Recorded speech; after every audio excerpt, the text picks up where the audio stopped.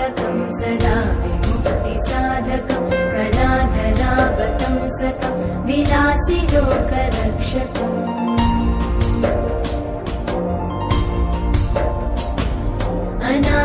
अनायकैकनायकं विनाशिते भदैत्यकं नताशुभाशुनाशकं नमामि तं विनायकम्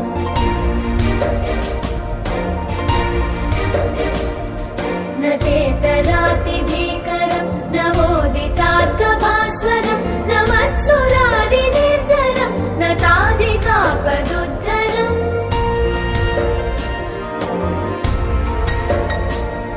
सुरेश्वरं निधीश्वरं गजेश्वरं गणेश्वरं महेश्वरं तमाश्रये परात्परं निरन्तरम्